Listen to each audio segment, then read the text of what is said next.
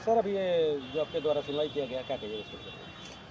जो थाना भ्रमण और थाना क्षेत्र के जो लोग हैं उनका इस समस्या सुनने के लिए जो ये तिथि निर्धारित की गई थी, इस तिथि में आज लगभग 20 से अधिक आवेदन प्राप्त हुए, जिसमें से 10 मामले थे जिसको पुलिस के स्तर से निष्पादित किया जा सकता है, जिसमें लंबित काम से संबंधित या फिर ऐसे भूमि विवाद जिसमें सीओ या फिर डीसीएलआर का स्पष्ट मंतव्य आ चुका है, उसका निष्पादन हम लोग के स्तर से किया जा रहा है। सर करघर अतिक्रमण का कुछ मामला आया सामने लोगों के द्वारा, सर क्या कहिएगा? इस मामले को पूर्व में ही जिलाधिकारी महोदय के द्वारा के सामने उठाया जा चुका है। उनके द्वारा जो संबंधित पदाधिकारी हैं उनको निर्देशित किया गया है। इस कार्य में जो पुलिस प्रशासन से सहयोग अपेक्षित है वो किया जाए। सर ये जन संवाद कार्यक्रम के दौरान ही सर एक व्यक्ति को आपने हिरासत में लिया, पटिया का मामला है। हाँ, उसमें मामला है कि पिछले साल उस घटना में गोलीबारी भी हुई थी, जिसमें कुख्यात अपराधी को दूसरी जगह से बुलाकर इस पर ज़बरदस्ती ज़मीन कब्जा करने की कोशिश की गई थी।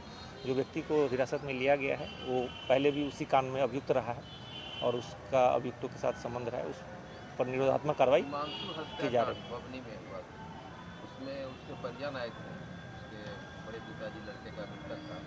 ये एफएसएल की जो रिपोर्ट है उसमें विलम्ब के चलते सजा निर्धारित नहीं हो पाई। जो वो कांड हिमांशु हत्याकांड, उसमें पुलिस के स्तर से अनुसंधान भी पूर्ण हो चुका है और न्यायालय में उस कांड में सभी जो साक्षी हैं उनकी गवाही भी कराई जा चुकी है। उस कांड को त्वरित विचारण के तहत लिया गया था।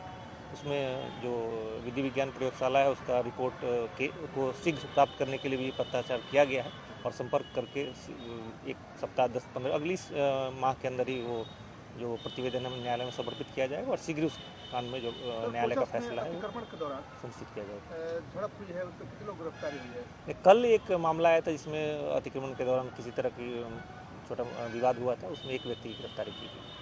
सर चूँकि करघर बहुत बड़ा क्षेत्र है, देखा जाए तो क्षेत्रफल से, सर सीढ़ी थाना मर्ज हो गया और सीढ़ी थाना को लेकर के जनप्रतिनिधि के द्वारा आज एक आवेदन दिया गया है। सर क्या कहिएगा इसको? बिल्कुल, उसको लेकर भी प्रस्ताव जिला स्तर से गृह विभाग को भेजा जा रहा है। पुनः उसमें जो पत्राचार पुलिस उप महानिरीक्षक महोदय के, क्योंकि सर पहले से उसमें भूमि भी आवंटन हो चुका है, सब कोई माफी पिसर हो गया। बिल्कुल, मैंने आपको बताया कि उसमें पत्राचार पहले से किया गया, फिर दोबारा हम लोग उसको नए सिरे से उसमें कार्रवाई करेंगे।